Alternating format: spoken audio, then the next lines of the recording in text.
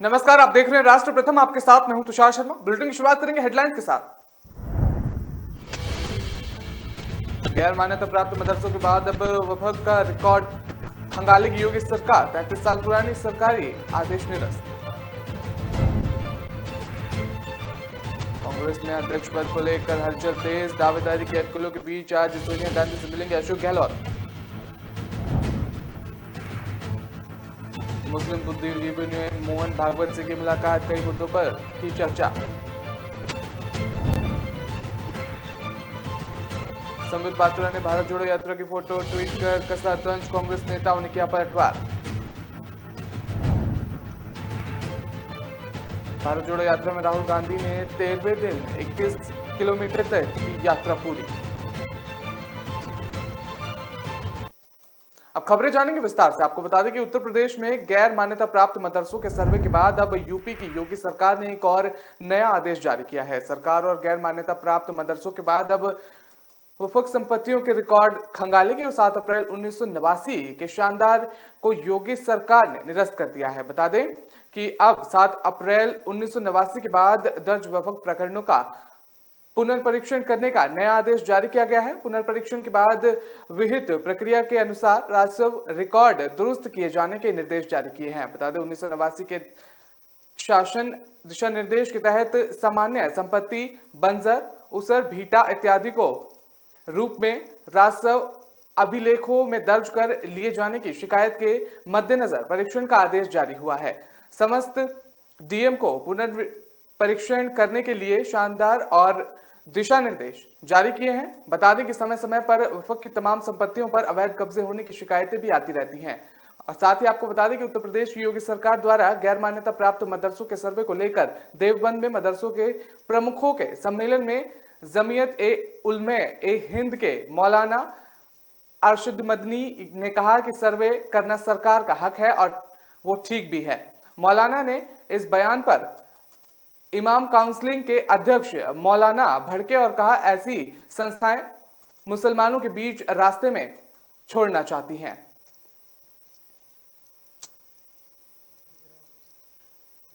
कांग्रेस की भारत जोड़ो यात्रा के बीच अब पार्टी के नए अध्यक्ष को लेकर हलचल तेज हो गई है। अक्टूबर में होने वाले कांग्रेस अध्यक्ष के चुनाव से पहले कई नाम सामने आ रहे हैं जिन्हें एक अध्यक्ष के तौर पर देखा जा रहा है। इन तमाम दावेदारों के बीच राजस्थान के मुख्यमंत्री अशोक गहलोत का नाम सबसे आगे चल रहा है। बताया जा रहा है कि गहलोत ही कांग्रेस के अगले अध्यक्ष हो सकते हैं। इसी बीच अशोक गहलोत आज दिल्ली पहुंच रहे हैं जहां उनकी पार्टी की अंतरिम अध्यक्ष सोनिया गांधी से मुलाकात होगी। कांग्रेस अध्यक्ष का चुनाव दिल्ली में होने वाला है और लेकिन सियासी हलचल राजस्थान में तेज हो गई है। बता दें इसी सियासी हलचल को देखते हुए ये सवाल उठने लगा है कि क्या कांग्रेस अध्यक्ष पद के लिए अशोक गहलोत भी मैदान में उतरेंगे। ये सबसे बड़ा सवाल खड़ा हो गया है। बता दें कि सूत्रों से मिली जानकारी के मुताबिक अशोक गहलोत 26 सितंबर को नामांकन दाखिल कर सकते हैं और कल देर रात गहलोत अपने विधायकों के साथ अहम बैठक की। बता दें कि बैठक के बाद अब आज दिल्ली आने का कार्यक्रम है और दिल्ली में आकर वो सोनिया गांधी से मुलाकात कर देंगे और माना जा रहा है कि इस मुलाकात के दौरान अध्यक्ष पद की उम्मीदवार को लेकर भी चर्चा हो सकती है। पूर्व मुख्य चुनाव एसवाई कुरैशी और दिल्ली के पूर्व उपराज्यपाल नजीब जंग समेत मुस्लिम बुद्धिजीवियों के एक समूह ने हाल ही में आरएसएस प्रमुख मोहन भागवत से मुलाकात की है। इस दौरान उन्होंने देश में सांप्रदायिक को मजबूत करने की योजना तैयार की है। सूत्रों ने मंगलवार को यह जानकारी दी है। सूत्रों ने बताया कि अलीगढ़ मुस्लिम विश्वविद्यालय के पूर्व कुलपति लेफ्टिनेंट जनरल जमरुद्दीन शाह और पूर्व सांसद शाहिद सिद्दीकी और परोपकारी सैयद देश रवीनी भी हाल ही में राष्ट्रीय स्वयंसेवक संघ के अस्थायी कार्यालय उदासीन आश्रम में बंद कमरे में हुई बैठक में मौजूद थे। सूत्रों ने कहा कि 2 घंटे तक चली बैठक के दौरान सांप्रदायिक को मजबूत बनाने और अंतर सामुदायिक संबंधों में सुधार पर व्यापक चर्चा हुई। बैठक में मौजूद सूत्रों ने पीटीआई को बताया कि भागवत और बुद्धिजीवियों के समूह दोनों ने सहमति व्यक्त की है और समुदाय के बीच सांप्रदायिक और सुलह को मजबूत किया और बिना देश प्रगति नहीं कर सकता। सूत्रों ने कहा कि दोनों पक्षों ने सांप्रदायिक और समुदायों के बीच मतभेदों के दूर करने की आवश्यकता पर जोर दिया और इससे पहले आगे बढ़ने के लिए एक योजना तैयार की गई। सूत्रों ने कहा कि देश के समग्र कल्याण के लिए गांधीवादी दृष्टिकोण का पालन करने की भी चर्चा हुई। सितंबर 2019 में मोहन भागवत ने जमीयत उलमा के प्रमुख मौलाना से आरएसएस कार्यालय में मुलाकात की थी। कांग्रेस नेताओं ने बीजेपी के राष्ट्रीय प्रवक्ता संबित पात्रा पर भारत जोड़ो यात्रा की एक फोटो को ट्वीट करने को लेकर निशाना साधा है। संबित पात्रा ने भारत जोड़ो यात्रा की जो फोटो ट्वीट की है उसमें राहुल गांधी एक बच्चे का हाथ पकड़कर चल फोटो को ट्वीट करते हुए संबित पात्रा ने लिखा कि जब धार्मिक आधार पर वोट का हिसाब किया जाता है तब वो तुष्टीकरण कहलाता है। संबित पात्रा ने इस ट्वीट को लेकर कई कांग्रेस नेता भड़क गए और जोरदार हमला बोल दिया। बता दें कि कांग्रेस के वरिष्ठ नेता और सांसद शशि थरूर ने ट्वीट किया है कि क्या बीजेपी प्रवक्ता इससे ज्यादा नीचे भी जा सकते हैं क्या? सबसे बड़ा सवाल उन्होंने खड़ा कर दिया अपने ट्वीट के जरिए। बता दें वो एक छोटी बच्ची और किसी भी वोट बैंक का हिस्सा बनाने के लिए बहुत छोटी है। कृपया उसे अपनी छोटी सी सोच से दूर रखें। जो राहुल गांधी कर रहे हैं वो एक बच्चे के प्रति एक साधारण अच्छा व्यवहार है। कांग्रेस प्रवक्ता सुप्रिया ने ट्वीट किया है कि एक छोटी सी बच्ची को भी नहीं बख्शा जा रहा। यात्रा में अपार जनसमूह देखकर बौखलाकर एक बात है कि नफरत में इस तरह का अंधा होना। और कांग्रेस के महासचिव विजयराम रमेश ने सुप्रिया के ट्वीट को रीट्वीट करते हुए किया कि ये उससे भी बदतर है। ये तमाम ट्वीट सामने आ रहे हैं इसको लेकर। जयराम रमेश ने भी ट्वीट किया है और कांग्रेस के मीडिया और प्रचार विभाग के अध्यक्ष पवन खेड़ा ने इसको लेकर भी ट्वीट किया है। भारत जोड़ो और भारत तोड़ने वाला मिल गया और जो कपड़े तक में आपस में लड़ाई करा देते हैं। तो सीधे तौर पर ये तमाम ट्वीट सामने आ रहे हैं इसको लेकर। संबित पात्रा पर सीधे तौर पर निशाना साधते हुए नजर आए।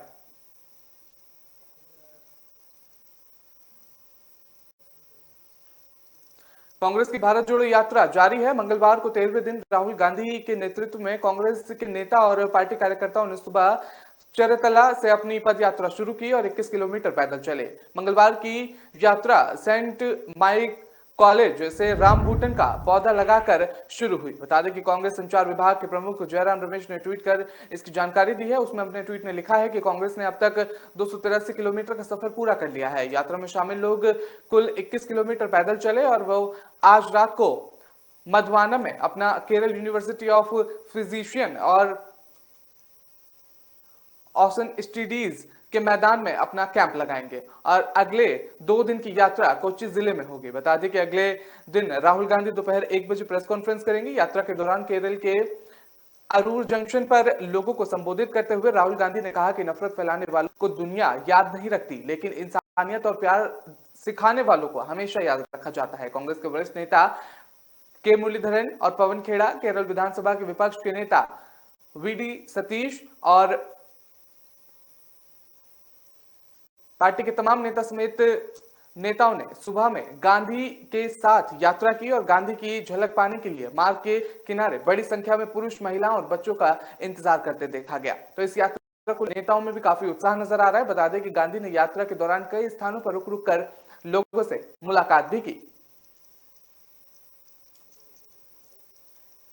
फिलहाल वक्त तो चला एक छोटे से ब्रेक का। खबरों का सिलसिला लगातार जारी रहेगा।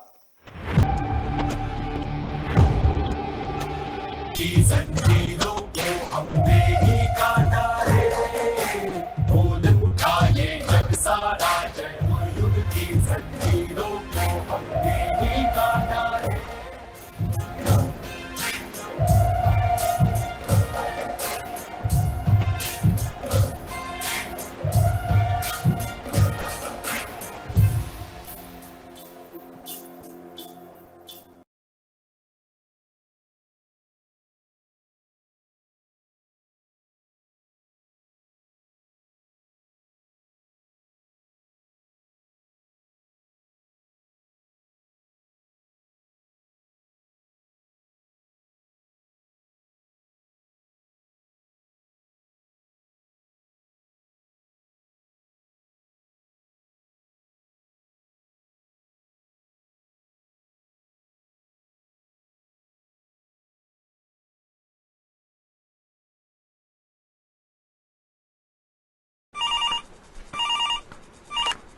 हेलो, पुलिस पुलिस कितनी बार बोला माइंड योर ओन बिजनेस। किसी का एक्सीडेंट हो गया, तुझे ही एम्बुलेंस बुलाने की क्या जरूरत थी? बुलाया तो बुलाया, पुलिस में रिपोर्ट लिखवाने की क्या जरूरत थी? फंस गए ना इस झंझट में।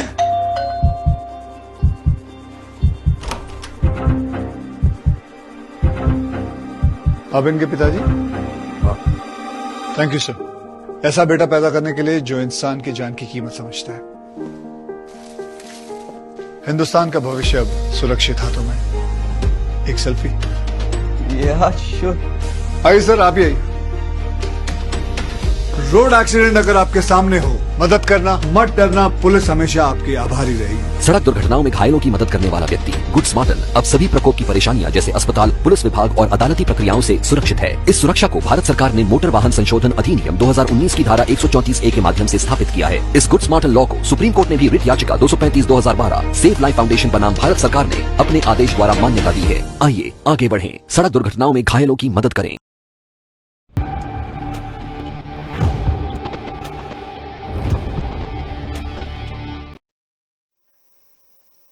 ब्रेक के बाद आपका स्वागत है। रुक करते हैं अगली खबर का। आपको बता दें कि सियासी गलियार में कुछ दिशा है कि बिहार के मुख्यमंत्री नीतीश कुमार उत्तर प्रदेश की फूलपुर सीट से 2024 में चुनाव लड़ सकते हैं। इसको लेकर लगातार बयानबाजी हो रही है। सीएम नीतीश कुमार ने मंगलवार को खुद इस सवाल का जवाब दिया कि उनके मन में क्या है। नीतीश कुमार ने इन सारी बातों को खारिज करते हुए कहा कि मुझे जब पता चला तो ये बड़ा ही हास्यास्पद रहा। और सीएम नीतीश कुमार ने कहा कि मेरी बस एक ही बात रही है और यही रुचि है कि कैसे ज्यादा से ज्यादा दलों को एकजुट किया जाए। अगर ज्यादा से ज्यादा दलों की एकजुटता होगी तभी 2024 में हमें सफलता प्राप्त होगी। इसके लिए हम काम कर रहे हैं, अपने लिए जरा भी नहीं। जी आपको बता दें सीएम नीतीश की तरफ से तमाम बातें सामने आ रही हैं। और साथ ही उप मुख्यमंत्री तेजस्वी यादव की तरफ से इशारा करते हुए मुख्यमंत्री ने कहा कि हमको इन लोगों को आगे बढ़ाना है, अपने लिए नहीं, हमको सभी लोगों के लिए और युवा पीढ़ी को आगे बढ़ाने के लिए काम करना है। सीएम ने आगे कहा कि हम साथ जोड़कर कहना चाहते हैं कि कौन क्या बोलता है,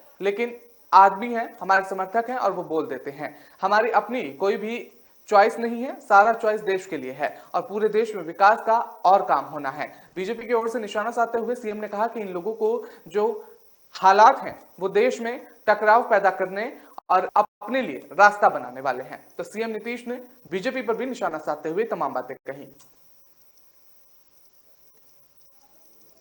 बीजेपी के वरिष्ठ नेता और राज्यसभा सदस्य सुशील कुमार मोदी को मारने की धमकी मिली है। पत्र के अनुसार उन्हें यह धमकी तृणमूल कांग्रेस के नेता के नाम पर मिली है और मंगलवार को खुद सुशील कुमार मोदी ने ट्वीट के जरिए इसकी जानकारी दी है। उन्होंने इसका वीडियो भी पोस्ट किया है। दरअसल ये पत्र पश्चिम बंगाल के पूर्व बर्धमान जिले से स्पीड पोस्ट के माध्यम से मिला है। तो सुशील कुमार मोदी ने क्या कुछ कहा, सुनिए। पिछले दिनों मुझे एक धमकी भरा पत्र मिला है बंगाल के पूर्वी बर्धमान जिले से, और जिसमें मेरी हत्या करने की धमकी दी गई है। और जिस पत्र में ये कहा गया है कि मैं आपको सूचना देना चाहता हूं कि मैं टीएमसी का नेता हूं, मुझे देश की अगली प्रधानमंत्री बनेगी। आप नरेंद्र मोदी और अमित शाह के पालतू कुत्ते हैं और नीतीश कुमार, ममता बनर्जी जिंदाबाद, आपकी हदी जाएगी। और पत्र लिखने वाले ने अपना नाम बाकायदा चंपा सोम ब्रैकेट में सोमा और अपना मोबाइल नंबर भी दिया है 7501200019। और ये पत्र मेरा जो निजी आवास है उस पते पर यह पत्र प्राप्त हुआ है। और ये पत्र की ये प्रति है, जो धमकी भरा पत्र मुझे मिला है। और आज इस पत्र को मैंने पटना की सीनियर एसपी को व्हाट्सएप कर दिया, उनसे फ़ोन पर भी बातचीत हुई है और मैंने कहा कि इस पूरे मामले की और तहकीकात की जाए। और पत्र भेजने वाले की इतनी हिम्मत है कि उसने बाकायदा अपना मोबाइल नंबर और स्पीड पोस्ट और जिस पते से पत्र आया है वो सारा पता भी दिया है। तो इसलिए केवल अग्रसर कार्रवाई के लिए मैंने पटना के सीनियर एसपी को सूचित कर दिया है और उनकी सारी चीज़ें व्हाट्सएप के माध्यम।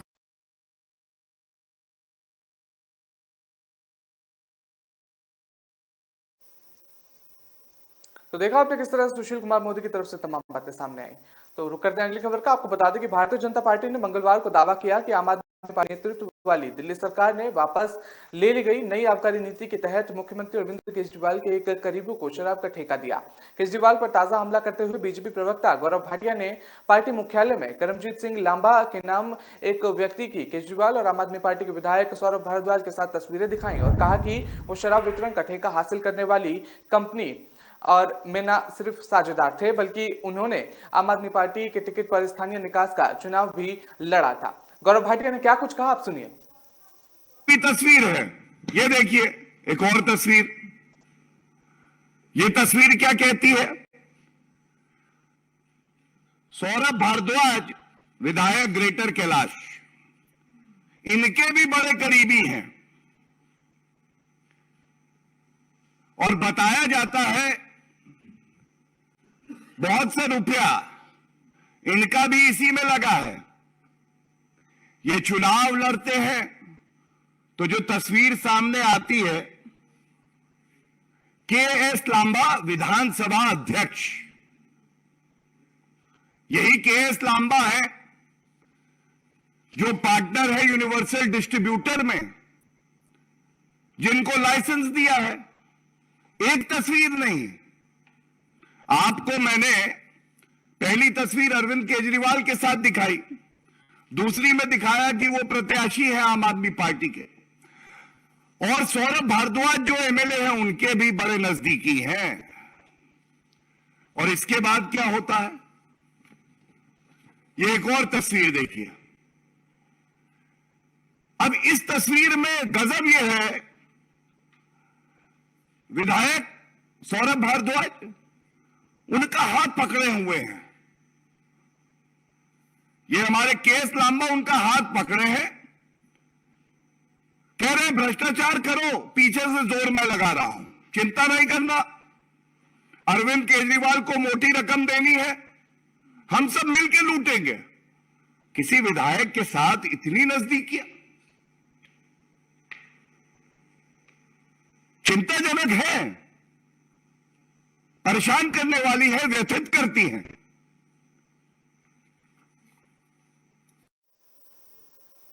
रुक करते हैं अगली खबर का। आपको बता दें कि कुतुब मीनार परिसर से जुड़े कुंवर महेंद्र ध्वज प्रसाद की एक अर्जी को दिल्ली की साकेत कोर्ट ने खारिज कर दिया है। 19 अक्टूबर से कोर्ट आगे सुनवाई शुरू करेगी कि क्या पूजा अर्चना का अधिकार मांगने वाले हिंदू पक्षकारों की अर्जी सुनवाई लायक है या नहीं।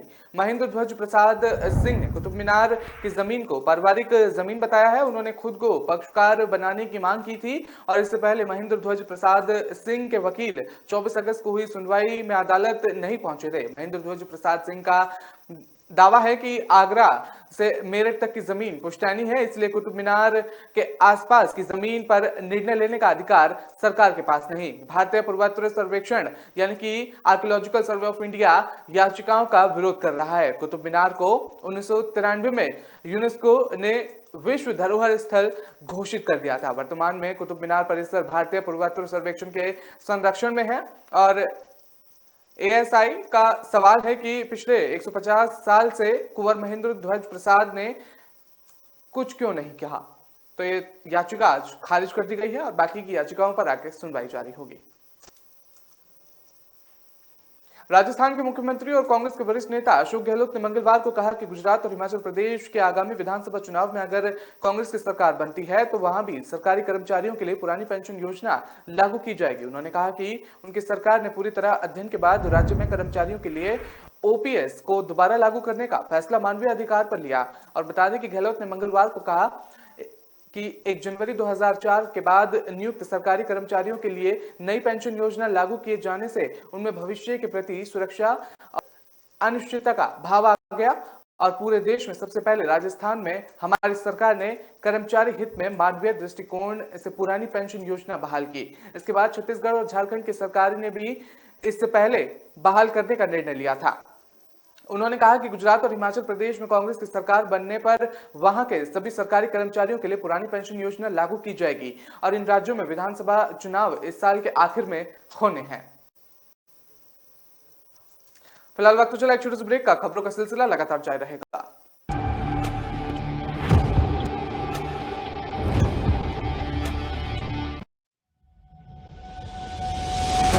लहरों से डरकर नौका पार नहीं होती, कोशिश करने वालों की कभी हार नहीं होती। नन्ही चींटी जब दाना लेकर चलती है, चढ़ती दीवारों पर 100 बार फिसलती है। मन का विश्वास रगों में साहस भरता है। चढ़कर गिरना, गिरकर चढ़ना न अखरता है। आखिर उसकी मेहनत बेकार नहीं होती, कोशिश करने वालों की कभी हार नहीं होती। डुबकी या सिंधु में गोताखोर लगाता, जा जाकर खाली हाथ लौट कर आता। मिलते नहीं सहज ही मोती गहरे पानी में, बढ़ता दोगुना उत्साह इसी हैरानी में। मुट्ठी उसकी खाली हर बार नहीं होती, कोशिश करने वालों की कभी हार नहीं होती। असफलता एक चुनौती है, इसे स्वीकार करो। क्या कमी रह गई देखो और सुधार करो। जब तक न सफल हो चैन को त्यागो तो, संघर्ष का मैदान छोड़कर मत भागो तो। कुछ किए बिना ही जय जयकार नहीं होती, कोशिश करने वालों की कभी हार नहीं होती। कुछ नया करो।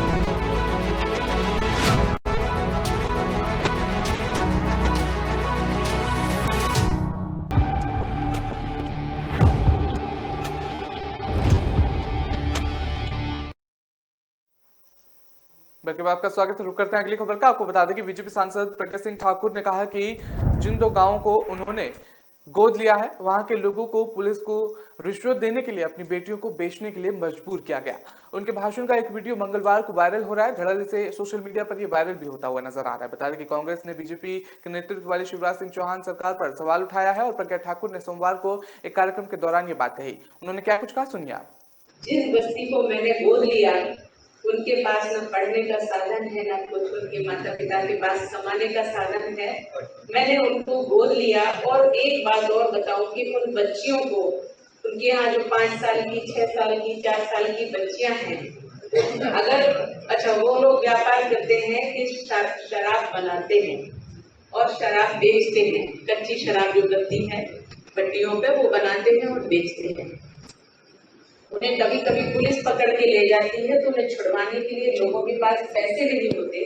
उन बच्चियों को वो बेच देते हैं और उससे अपने लोगों को छुड़वाते हैं। इतनी बुरी हालत है वहां कि खाने पीने को भी नहीं है, कुछ नहीं है। आम आदमी पार्टी के विधायक अमानतुल्लाह खान को मंगलवार को एक बार फिर से तबियत बिगड़ने पर एम्स ले जाया गया। उन्हें सोमवार को ही चेस्ट पेन की शिकायत के बाद अस्पताल में भर्ती कराया गया। ठीक होने के बाद वो वापस आ गए थे और भ्रष्टाचार निरोधक शाखा एसीबी के अतिरिक्त आयुक्त पुलिस मधुर वर्मा ने बताया कि डॉक्टर अभी उन्हें देख रहे हैं। अभी ये नहीं पता कि उन्हें भर्ती कराना था या एसीबी के साथ वापस ले जाना पड़ेगा। बता दें कि आप एमएलए अमानतुल्लाह खान रिमांड बुधवार को खत्म हो रही है और उन्हें अदालत में भी कल यानी बुधवार को ही पेश करना है। विधायक अमानतुल्लाह खान पर आरोप है कि उन्हें वक्फ बोर्ड अध्यक्ष रहने के दौरान अवैध रूप से बोर्ड की संपत्तियों को किराए पर दिए गए थे और साथ ही वक्फ बोर्ड के फंड का गलत इस्तेमाल किया गया। बता दें कि एसीबी के 4 जगहों पर छापेमारी के दौरान 24 लाख रुपए भी मिले थे। ईडी ने सत्येंद्र जैन को भ्रष्टाचार रोकथाम अधिनियम के तहत एक मामले में गिरफ्तार किया था, तो दूसरी ओर डिप्टी सीएम मनीष सिसोदिया भी दिल्ली की आबकारी नीति को लेकर घेरे में आए थे और इसको लेकर आए दिन बीजेपी और आप नेता एक दूसरे पर निशाना साधते हुए भी नजर आ रहे हैं। उप मुख्यमंत्री मनीष सिसोदिया का तो यहां तक कहना था कि उन्होंने बीजेपी ने ऑफर देते हुए कि केस वापस लेंगे। साथ ही ये भी हमारे विधायकों को बीजेपी 20 करोड़ रुपए में खरीदने की कोशिश कर रही है। तो सीधे तौर पर ये बयान सामने आए थे इसको लेकर। भारत के उपराष्ट्रपति जगदीप धनखड़ मंगलवार को राजस्थान दौरे पर आए और जयपुर पहुंचने पर राज्यपाल कलराज मिश्रा और पर्यटन मंत्री शकुंतला रावत ने उनकी अगवानी कर स्वागत किया। राजस्थान विधानसभा पहुंचकर मुख्यमंत्री अशोक गहलोत, विधानसभा अध्यक्ष सीपी जोशी और नेता प्रतिपक्ष गुलाब चंद कटारिया ने उपराष्ट्रपति का स्वागत किया और उपराष्ट्रपति धनखड़ विधानसभा में आयोजित अभिनंदन समारोह में शिरकत करने पहुंचे थे। इस दौरान सीएम और उपराष्ट्रपति के बीच हुआ संवाद सूबे की सुर्खियां बन गया और अभिनंदन समारोह में सीएम अशोक गहलोत ने उपराष्ट्रपति चुनाव का जिक्र करते हुए कहा कि पश्चिम बंगाल में गवर्नर रहते हुए आपका और ममता बनर्जी का 3 साल का कार्यकाल चर्चा में रहा, लेकिन जब आप उपराष्ट्रपति के लिए प्रत्याशी बने तो आपने ऐसा क्या जादू किया कि उन्होंने अप्रत्यक्ष रूप से आपका समर्थन किया, क्योंकि मुझसे बड़ा जादूगर तो और कोई नहीं। तो ये तमाम बातें गहलोत की तरफ से सामने आ रही हैं। आपको बता दें कि गहलोत ने तंज कसा और पूरे देश को आश्चर्य है कि कल तक तो आप रोज प्यार मोहब्बत की बातें किया करते थे और कोई कमी नहीं रखते थे, तो क्या कारण रहा और कौन सा ऐसा जादू कर दिया कि ममता बनर्जी ने कहा कि हम तो एब्सेंट रहेंगे। सीधे तौर पर वो तंज कसते हुए नजर आए। दिल्ली पुलिस की आर्थिक अपराध शाखा यानी कि ईओडब्ल्यू ने जैकलिन फर्नांडिस की डिजाइनर लिपाक्षी को सुकेश चंद्रशेखर से जुड़े 200 करोड़ की ठगी केस में गुरुवार को पूछताछ के लिए बुलाया है। आरोप है कि सुकेश ने जैकलिन की ड्रेस के लिए लिपाक्षी के लाखों रुपए थे और सोमवार को भी ईओडब्ल्यू ने लिपाक्षी को पूछने के लिए बुलाया था, लेकिन वो बीमार होने की वजह से नहीं पहुंच पाई थी। सोमवार को एक्ट्रेस जैकलिन फर्नांडिस से भी Sukesh Chandrashekhar money laundering case में 7 घंटे तक पूछताछ चली थी। पहले 14 सितंबर यानी बुधवार को भी जैकलिन से 8 घंटे तक सवाल जवाब किए गए थे। जैकलिन से हुई पूछताछ में उनके साथ पिंकी ईरानी भी मौजूद थी। पिंकी पर आरोप है कि उन्होंने ही सुकेश से जैकलिन का परिचय करवाया था। बॉलीवुड अभिनेत्री और नौरा फतेही से भी सुकेश चंद्रशेखर से जुड़े 200 करोड़ ठगी मामले में पूछताछ की जा चुकी है। बता दें कि नौरा से पूछताछ के बाद आर्थिक अपराध शाखा के विशेष सुपरविंद्र यादव ने बताया कि जो गाड़ी उन्हें दी गई थी वो उनके कजन के पति को मिली थी। मध्य प्रदेश के 10 जिलों में एक बार फिर से भारी बारिश की चेतावनी दी गई है। बता दें कि मौसम विभाग ने इन सभी जिलों में येलो अलर्ट जारी किया है। खास बात यह है कि फिलहाल मध्य प्रदेश में बारिश का दौर रुका हुआ है। बता दें कि लेकिन मौसम विभाग के मुताबिक अगले 24 घंटे के भीतर 10 जिलों में 115 मिलीमीटर तक बारिश हो सकती है। मौसम विभाग के अधिकारियों से मिली जानकारी के मुताबिक मध्य प्रदेश के ग्वालियर, पन्ना, सतना, जबलपुर, मंडली, बालाघाट, छतरपुर, सिवनी, कटनी और भिंड जिले में अगले 24 घंटे में भारी बारिश की संभावना जताई गई है। इसी को लेकर येलो अलर्ट भी जारी किया गया है। इसके अतिरिक्त शहडोल और जबलपुर संभाग के कई जिलों में बौछार गिरने की संभावना जताई जा रही है। इसके अतिरिक्त नर्मदापुरम, भोपाल, उज्जैन, रीवा, सागर, इंदौर, ग्वालियर, चंबल संभाग में कहीं कहीं भी बारिश की संभावना जताई गई है। तो फिलहाल इस बुलेटिन में इतना ही। मुझे दीजिए इजाजत। आप हमारी खबरों को विस्तार से पढ़ने के लिए आप हमारी वेबसाइट का भी इस्तेमाल कर सकते हैं। www.kalamkartavya.com पर जाकर आप खबरों को विस्तार से पढ़ सकते हैं। नमस्कार।